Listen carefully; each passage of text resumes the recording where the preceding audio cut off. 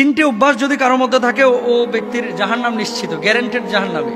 তিনটা অভ্যাস যদি কোনো মানুষের মধ্যে থাকে ও ব্যক্তির জাহান্নাম গ্যারান্টেড, ও জাহান্নামে যাবে কনফার্ম, এক বিনা হিসাবে জাহান্নাম, জান্নাতে না। আল্লাহ রাসূল সাল্লাল্লাহু আলাইহি ওয়াসাল্লাম বলেছেন, দেখেন আল্লাহ তাআলা কিন্তু কোনো মানুষকে জাহান্নামে পোড়ানোর জন্য বানান নাই। আল্লাহ বানিয়েছেন মানুষকে বড় মায়া করে, দয়া করে, রহম করে, মানুষ যাতে করে সুপথে ফিরে আসে, আল্লাহকে ডাকে, আল্লাহকে স্মরণ করে এবং আল্লাহর জান্নাতে যায়। কোনো মানুষকে আল্লাহ তাআলা ইচ্ছাকৃতভাবে জাহান্নামে জ্বালাবেন না, এটা আল্লাহ তাআলার বৈশিষ্ট্য না। আল্লাহ সুবহানাহু ওয়া তাআলার সিফাতের মধ্যেও এটা পড়ে না। আল্লাহ গাফফার, আল্লাহ রহমান, আল্লাহ রহিম। কিন্তু এমন কিছু কাজ আছে যে কাজগুলোকে আল্লাহ অত্যন্ত অপছন্দ করেন, নবী অপছন্দ করেন, কিন্তু এই কাজগুলো মানুষ অহরহ করছে। এই কাজগুলো করার কারণে মানুষ নিজের আশ্রয়স্থলটাকে জাহান্নামে বানিয়ে নিচ্ছে। তারা কারা? এক নম্বর, রাসূল আকরাম সাল্লাল্লাহু আলাইহি ওয়াসাল্লাম বলেছেন, মুদমিনুল খামর, যে মানুষটা নিয়মিত মদ পান করে, বছরে একবার পান করলো সে কবিরা গুনাহ করেছে। কিন্তু যে দিন রাত 24 ঘন্টা মদের সাথে সম্পৃক্ত রাখে, মদ ছাড়া তার চলে না, মদ না খাইলে শরীর কনকন করে, মদ না খাইলে মাথা ব্যথা করে, মদ না খাইলে মাথা জ্যাম হয়ে যায়, মদ না খাইলে বউকে ভালো লাগে না, মদ না খাইলে ঘুম আসে না, মদ না খাইলে চলাফেরায় সমস্যা, এরকম কিছু মানুষ আছে। কিন্তু যদি এরকম কোনো মানুষ থাকে এই জমিনের মধ্যে যে যার চলাফেরা, উঠা বসা সবকিছুই মদের সাথে সম্পৃক্ত, এ মানুষটা জাহান্নামী, জাহান্নামকে তার আশ্রয়স্থল বানিয়ে নিয়েছে। রাসূল আকরাম সাল্লাল্লাহু আলাইহি ওয়াসাল্লাম বলছেন, মদ পানকারী ব্যক্তির 40 দিনের নামাজ কবুল হয় না। সে তওবা করলে তবে আল্লাহ তাআলা তার তওবা কবুল করেন। যদি সে আবার মদ পান করে তাহলে আল্লাহ তাআলা তার 40 দিনের আবার নামাজ কবুল করেন না। এর মানে এই না যে আমি একবার মদ খাইছি বা সিগারেট খাইছি বা জর্দা খাইছি বা নেশা করেছি, থাক আর নামাজের ধারে কাছে যাওয়ার দরকার নাই, কারণ 40 দিন তো নামাজ কবুল হবে না। বিষয়টা এরকম না। নামাজটাও পড়বে, তওবাটাও কন্টিনিউ করবে, আর মদটাকেও ছেড়ে দেওয়ার চেষ্টা করবে। ইয়া আইয়ুহাল্লাযীনা আমানু লা তাকরাবুস সালাতা ওয়া আনতুম সুকারা, হে ঈমানদাররা তোমরা নামাজের ধারে কাছে যাও না। কখন? যখন তোমরা নেশাগ্রস্ত অবস্থায় থাকো।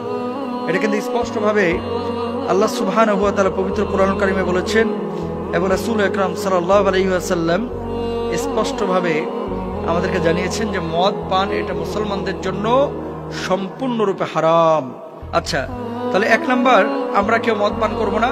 এই অভ্যাস যদি কারোর মধ্যে থাকে, এখন মদ বলতে শুধু ওই বোতল খাওয়া না, কিন্তু ইয়াবা ট্যাবলেট আছে, ড্যান্ডি আছে, আইস আছে, ফেন্সিডিল আছে, হিরোইন আছে, গাঁজা আছে, যেগুলোই নেশা তৈরি করে। এই ধরনের নেশা জাতীয় কোনো জিনিসে যদি অভ্যস্ত হন, জান্নাত আপনার জন্য হারাম, জাহান্নাম আপনার জন্য অবধারিত। 2 নাম্বার, এমন চরিত্র যদি কারোর মধ্যে থাকে তার জন্য জাহান্নাম অবধারিত।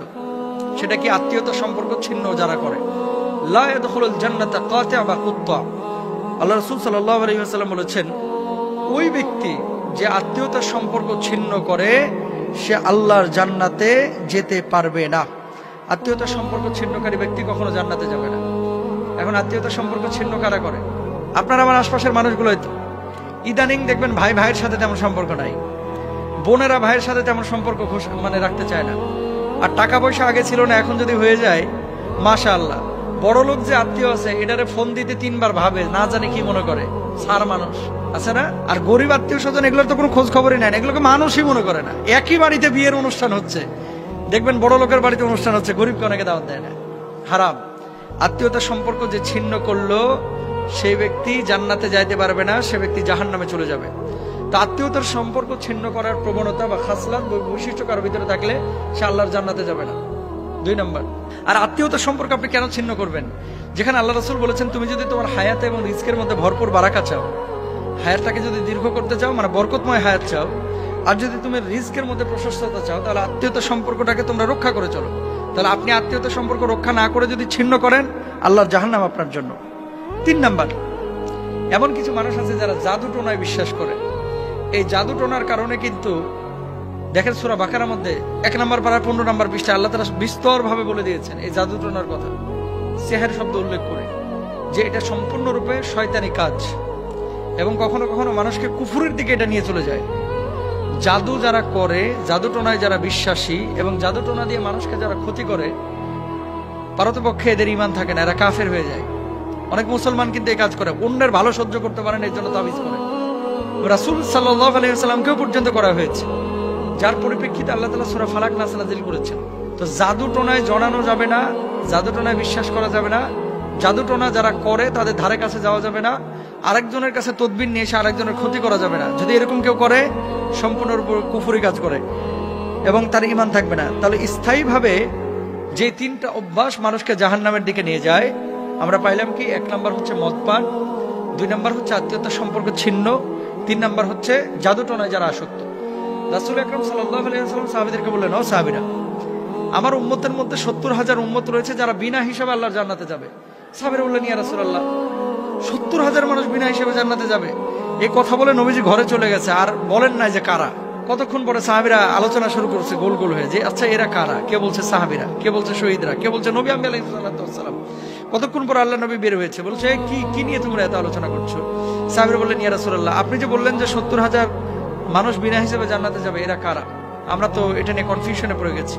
আল্লাহ নবী বললেন, লা ইয়াস্তারকুনা ওয়ালা ইয়াত্তাইয়ারুনা ওয়ালা ইয়াত্তাউনা ওয়া আলা রাব্বিহিম ইয়াতাওয়াক্কালুন। যারা দাগ কেটে চিকিৎসা গ্রহণ করে না, গালগুল কাইটা, হাত পা কাইটা, তারপরে আগুনের শেক টেক দিয়ে এমন ভাবে স্পট ফেলে, এই ধরনের কোন চিকিৎসা যারা গ্রহণ করে না, ওই ঝাড়ফুঁক আর কি, অবৈধ ঝাড়ফুঁক যেগুলা, অশুভ লক্ষণ যারা বিশ্বাস করে না, অলক্ষণী কুলক্ষণী বলতে কোনো কিছু পৃথিবীতে নাই, সবকিছুই ভালো।